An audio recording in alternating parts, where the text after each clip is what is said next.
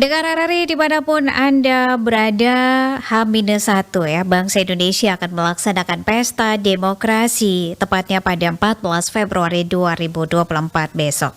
Kesiapan seperti apa yang dilakukan oleh KPU ND atau apa sih yang dikerjakan oleh KPU H-1 penyelenggaraan pemilu 2024 ini, pendengar? Kita akan berbincang dengan Ketua KPU ND, Ibu Adolorata Maria Dalopesbi.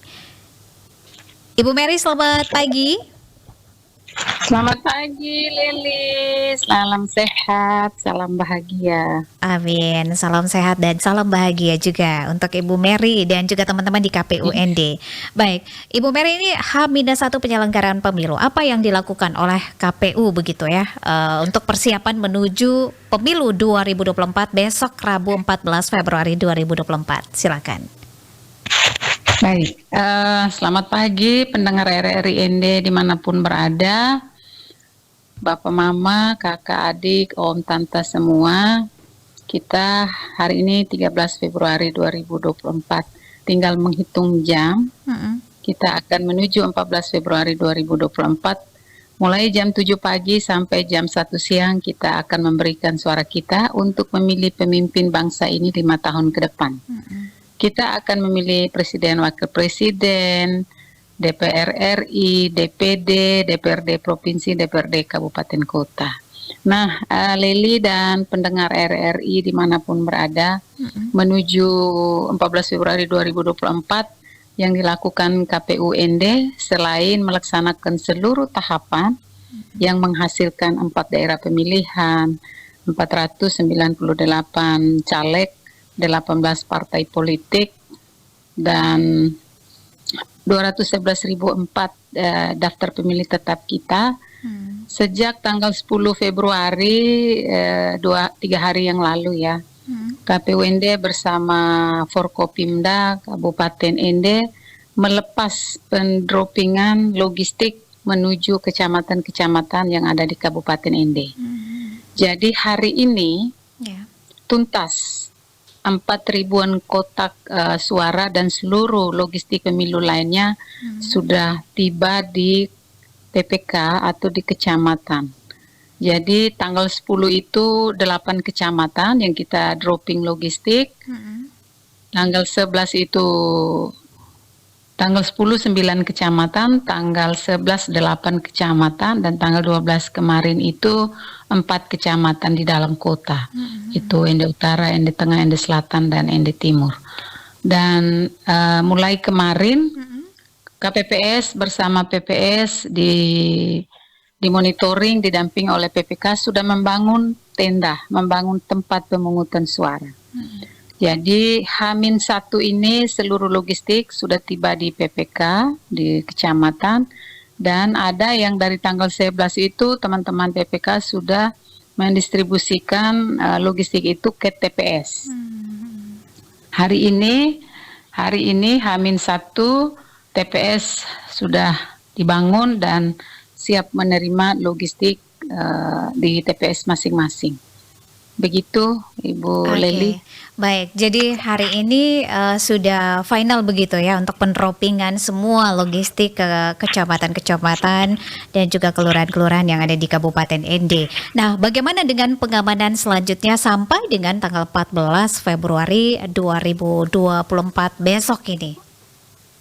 Ya, baik. Jadi pendengar RRI dimanapun berada, pada saat logistik itu berada di kecamatan, di kantor camat itu dijaga secara ketat dan sepanjang waktu ya, sepanjang malam dijaga sampai pagi, dan pagi harinya juga dijaga oleh PPK, oleh PPS yang ada di sekitar kantor camat, juga dari pihak keamanan dan linmas kita dan beberapa masyarakat yang hadir untuk ikut menjaga karena merasa bertanggung jawab terhadap logistik itu.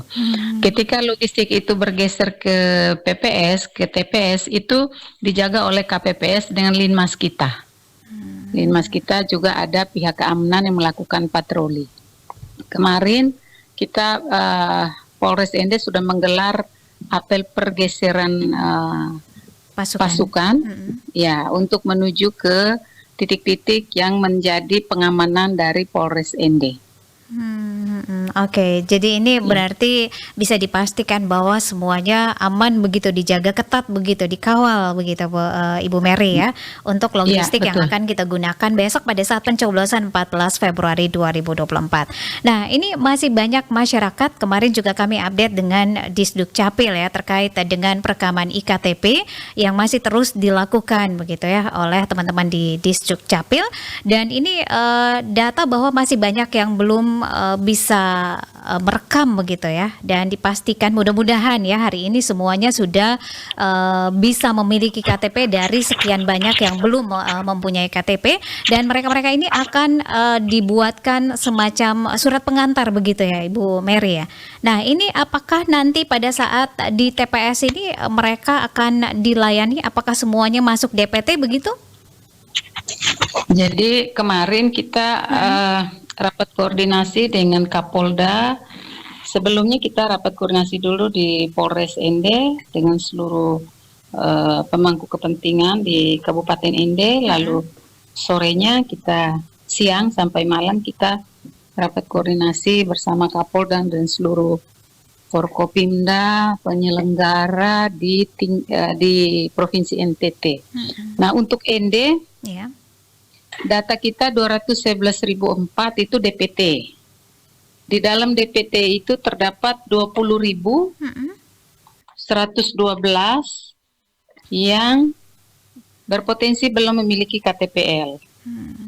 Hasil laporan yang disampaikan oleh Bapak Kadis kemarin, dari 20.112 itu tersisa 1.090-an. Nah, 1.090-an ini Ya. dikurangi dengan anak-anak kita, keluarga kita yang saat ini sedang mengikuti pendidikan di luar daerah. Dan mereka belum punya KTP elektronik saat berangkat ke sekolah, kuliah, sekolah, dan pendidikan lainnya. Lalu sisanya adalah warga Kabupaten Ende yang pindah ke luar daerah dengan belum membawa KTP elektronik, belum rekam KTP elektroniknya. Jadi ketika dihitung tersisa sekitar 200-an orang untuk yang akan merekam data dirinya di Dukcapil. Dan Dukcapil bekerja sama dengan Polres Ende dari beberapa minggu yang lalu menjemput bola di kecamatan-kecamatan melakukan perekaman.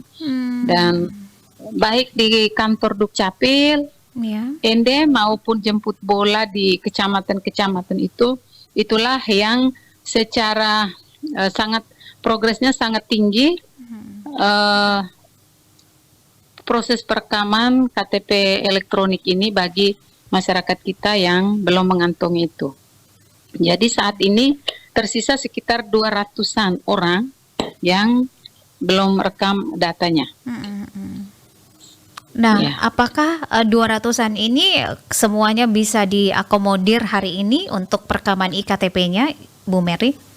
Iya, berdasarkan penyampaian dari Pak Kadis, informasi yang dipastikan hari ini ada turun juga ke kecamatan dan di kantor Dukcapil itu pagi sampai malam tetap melayani perekaman KTPL. Oleh karena itu bagi masyarakat Kabupaten Ende yang mendengarkan RRI pagi ini, kalau belum punya KTP elektronik, ayo datang ke kantor Dukcapil untuk merekam datanya. Ya. Oke. Diupayakan untuk selesai direkam ya, dan besok pun Dukcapil masih buka. Masih buka untuk besok memberikan pelayanan perekaman. Ya. Luar biasa sekali ini dukungannya, kerjasama yang begitu ini ya Ibu Mary ya, koordinasi yang begitu apik begitu ya dilakukan oleh KPUD dengan beberapa instansi. Nah, Ibu Mary, berarti ini semua masyarakat yang saat ini sedang dan juga akan mendapatkan secara otomatis sudah terdaftar sebagai DPT dan bisa menggunakan hak pilihnya begitu pada 14 Februari 2024 ya? Ya. Oke, baik. Apa yang boleh dan juga tidak boleh dilakukan begitu ya? Apa yang tidak boleh? Ini yang perlu disampaikan begitu kepada masyarakat pemilih yang akan memilih pada 14 Februari besok ini. Apa yang tidak boleh dilakukan begitu? Baik, Bisa diinformasikan. ya, pendengar RRI dimanapun berada, kita berharap ini banyak yang mendengar ya, karena ini informasi penting. Pertama, yang tidak boleh dilakukan adalah bagi pemilih, baik yang di DPT maupun di DPTB. DPTB itu orang yang namanya ada dalam DPT, tapi dia pindah memilih di TPS lain. Dia tidak pilih di TPS sesuai alamat KTP karena alasan kerja atau dirawat di rumah sakit dan alasan lainnya, sekolah misalnya. Dan juga yang namanya belum terdaftar dalam DPT, DPTB. Tidak boleh datang ke TPS untuk memberikan suara itu setelah jam 1 siang. Ya, karena bilik suara dan proses pemungutan suara itu artinya jam untuk kita memberikan suara ya. Itu mulai jam 7 pagi sampai jam 1 siang. Yang tidak boleh lagi datang ke TPS itu membawa kartu keluarga atau identitas lainnya yang tidak dikeluarkan oleh Dinas Kependudukan dan Catatan Sipil. Ya. Terus jangan melupakan format C pemberitahuan oleh KPPS yang sudah dibagikan kepada setiap pemilih. Kalau sudah terima itu nanti besok harus dibawa. Bawa juga dengan KTP elektronik. Atau kalau KTP elektroniknya tidak ada, bawa fotokopi KTP elektroniknya. Atau bawa foto KTP elektronik di dalam HP. Atau bawa surat keterangan dari Dukcapil. Atau bawa identitas lain yang memuat data diri secara akurat dan ada fotonya yang dikeluarkan oleh Dukcapil.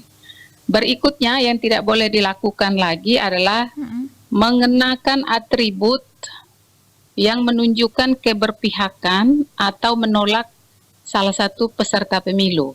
Jadi datang ke TPS itu pakai pakaian yang atribut baju, celana, sepatu dan lain-lain itu, bando atau apapun yang biasa-biasa saja, tidak menunjukkan ciri khas dari salah satu peserta pemilu. Itu tidak boleh dilakukan, itu dilarang, ada pasalnya dalam regulasi KPU ya. Jadi harus datang ke TPS itu harus yang netral-netral saja, termasuk pakaian dan apa-apa yang dibawa. Saksi sekalipun dilarang untuk mengenakan atribut yang menunjukkan keberpihakan salah satu peserta pemilu. Berikut hari ini dari tanggal 11 kemarin tanggal 12, hari ini tanggal 13, kita ND ini dan seluruh Indonesia adalah masa tenang.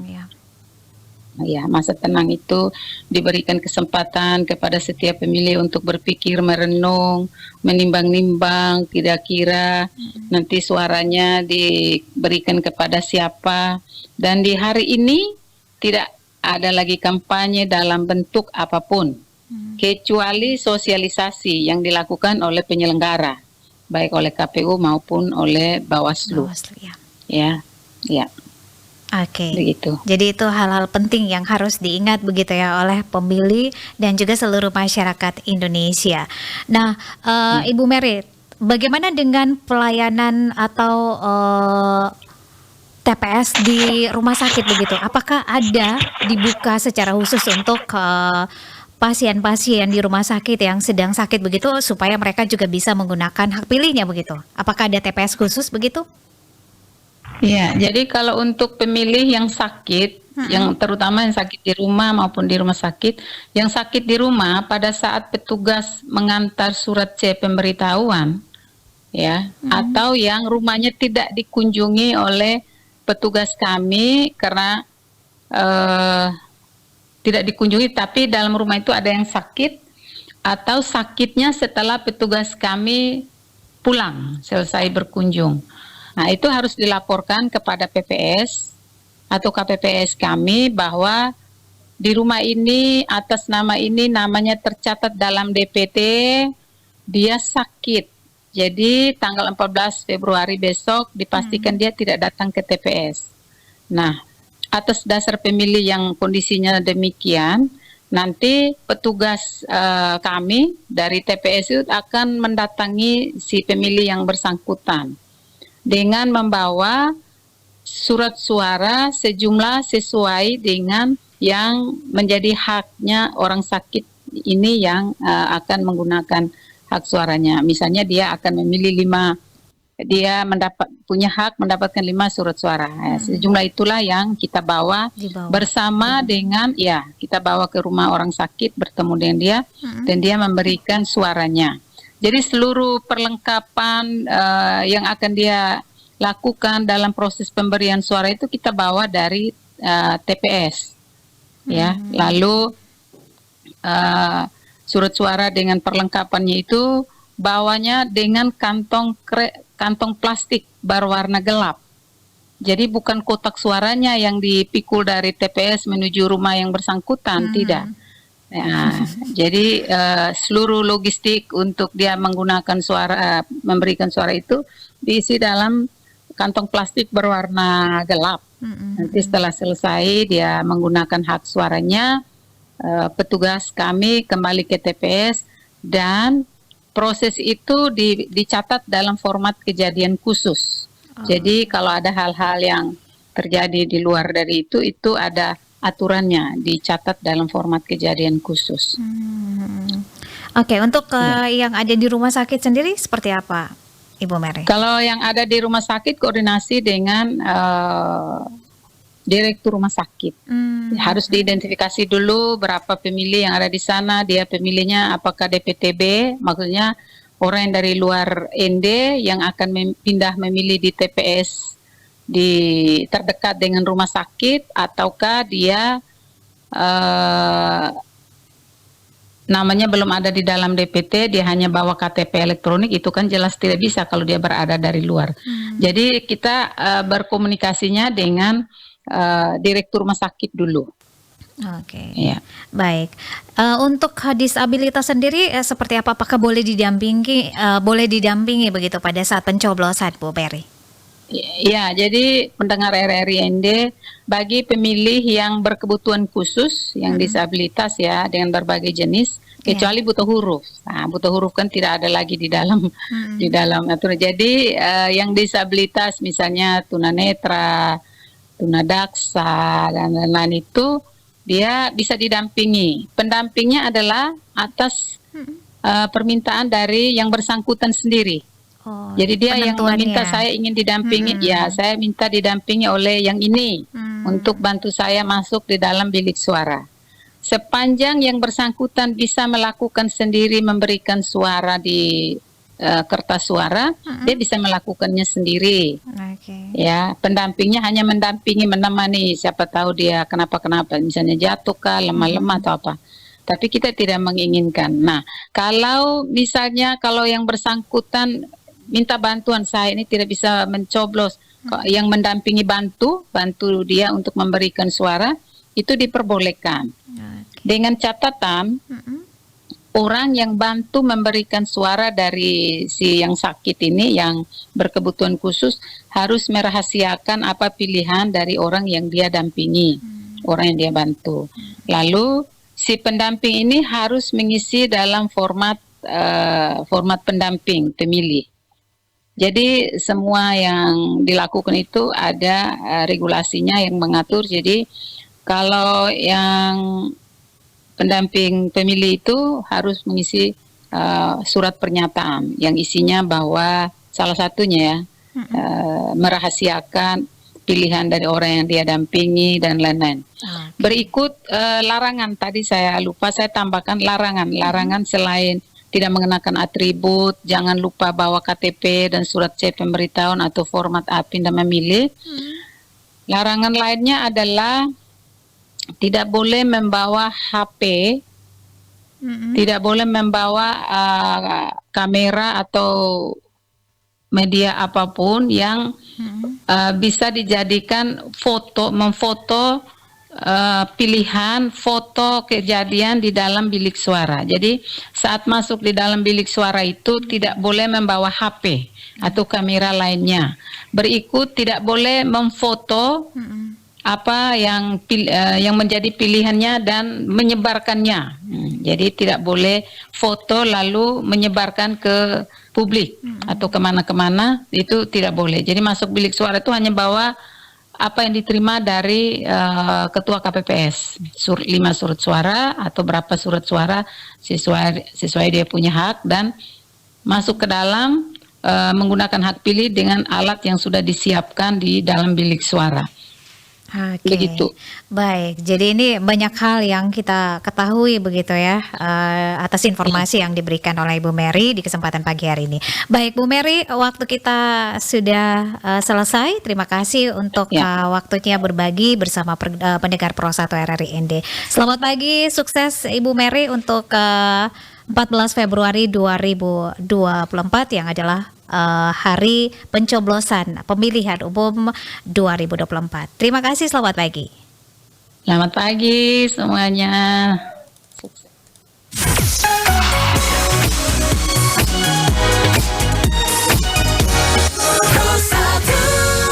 Pendengar RRI dimanapun Anda